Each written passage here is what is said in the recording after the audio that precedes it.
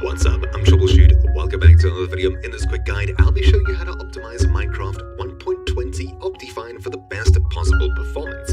Now, there are multiple performance mods such as Sodium that you could be using on the Fabric platform, but this is specifically for Optifine if you choose to use that in the vanilla version or modded version of Minecraft. Now, I won't be diving into Windows optimization at all. Instead, in the description down below, you'll find a Windows 10, 11, and NVIDIA optimization guides to get the most out of your PC there. This guide's only going to focus on Minecraft 1.20 Optifine. If you'd like to learn how to install it, you'll find a link down there as well. Alright, so firing up Minecraft 1.20, you'll immediately head into the options section over here, then video settings, and you'll make sure that Optifine is written in the bottom left corner here, and you have the shaders tab available.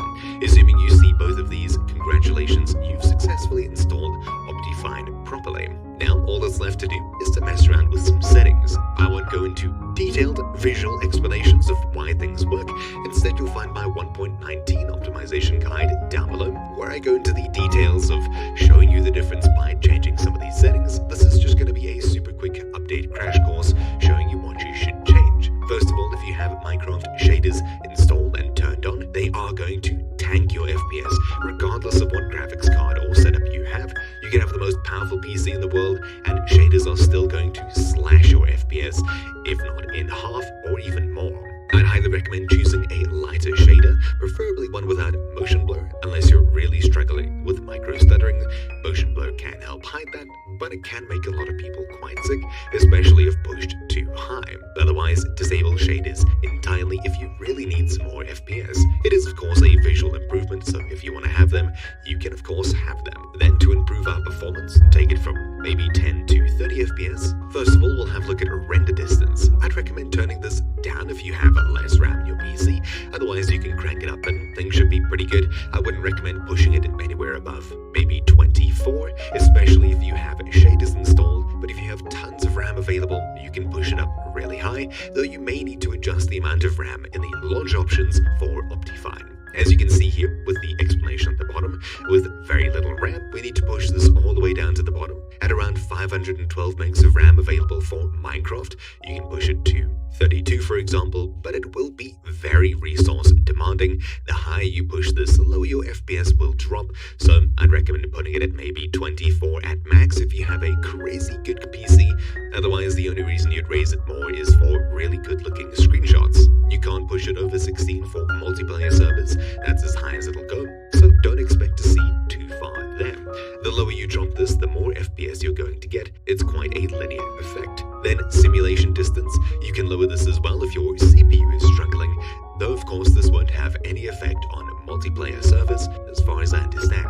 Usually you'd want these two to match, so I'll just crank it up to match right about there, as I do have quite a powerful CPU as well. Then graphics in the top left, I'd recommend moving this to fast, but by changing this, it changes the amount of rain, snow, transparency effects, such as leaves. If you have it on fast, you may not be able to see through leaves, for example, like you do here. They're just all blocky like this, which you may not like. I'm personally not a huge fan, so you can push it up to fancy, but moving it to fabulous will take a bit of your FPS away from you. You can hit F3 at any time to track your FPS usage. In the top right, you'll find your memory allocation and usage. It usually goes up and down. And in the top left, you'll find your ping, as well as your FPS. That's written all the way in the extreme top left corner, getting around 165-ish average here. Alright, so heading back to options, video settings, there's a few settings we can mess around with here. I'd recommend uncapping your max frame rate here to unlimited, but if you start getting screen tearing, you may need to push this all the way down to VSync, which locks it at the same frame rate as your monitor, which will be 60, 30, 160, whatever your monitor is. If you notice that you're recording it for some reason, your OBS and things like that are lagging, your recordings are coming out weird, make sure that this max frame rate is set a little bit below the amount of FPS you're getting to leave some of your graphics card available for other programs on your computer. Then smooth lighting, this could really mess around with how some objects look. You can push this between on and off and play around with the setting here to get more FPS, but of course your mileage will vary. It really depends where you are in the world and what you'd like to see. 50% is pretty good. Then Entity Shadows, this is an absolute last resort. I'd recommend always having this on, that way you get the little circle shadow under objects and people. If you have this off, there will be no shadows for moving things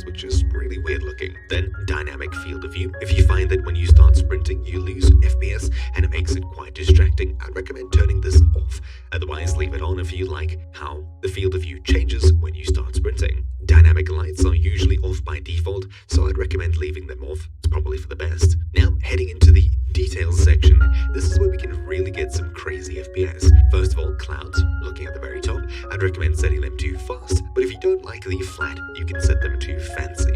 Otherwise, turn them off completely, but fast will really give you the biggest change in FPS. Now, trees you can set to fast, where you can't see through them. Otherwise, smart, which is really good, it only renders the block closest to you, though you can definitely see quite far through these trees. And finally, fancy is the normal default, where trees don't look so weirdly hollow.